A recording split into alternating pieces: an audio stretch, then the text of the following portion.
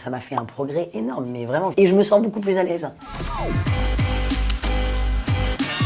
Je me suis rendu compte en fait que j'avais beaucoup de mal à parler en anglais, surtout j'avais du mal à l'entendre. Autant je le lisais, autant je pouvais l'écrire. Il y avait la moitié des mots que je n'entendais pas, pas que je comprenais pas, mais que je n'entendais pas. Et donc du coup de comprendre la conversation, c'était un enfer pour moi. Et aujourd'hui, j'arrive à entendre. Je suis pas bilingue, hein, parce que. Mais en revanche, ça m'a ouvert énormément. J'ai réussi, puis je pense que ça m'a fait retravailler aussi l'oreille. Et puis tout ce qu'on n'entend pas, on ne peut pas le répéter non plus. Donc du coup, j'avais des problèmes aussi pour parler l'anglais parce que je ne peux pas répéter ce que je n'entends pas.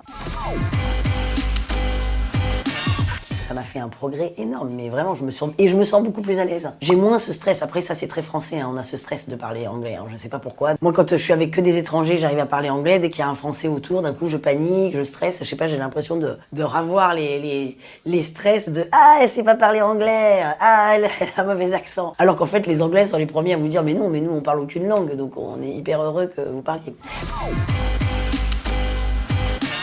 D'entendre sa voix, c'est toujours un peu étrange finalement parce qu'on n'entend jamais vraiment sa voix. Donc, mais par contre, je trouvais que c'était un bon exercice. Et effectivement, pour l'anglais, encore une fois, comme il y a des sons que je n'entendais pas, et le fait de m'écouter, je comprenais ce que je butais, ce que je n'arrivais pas à dire. Donc ça aussi, ça m'a énormément aidé. Au début, avec le casque, quand on avait des mots en anglais qu'il fallait répéter, et au début, on essaye de se concentrer pour essayer de comprendre, mais en fait, c'est vrai qu'il faut se laisser complètement lâcher prise en fait et se dire non, c'est pas grave, il faut que je répète des sons que j'entends. Qu'est-ce que j'entends comme son?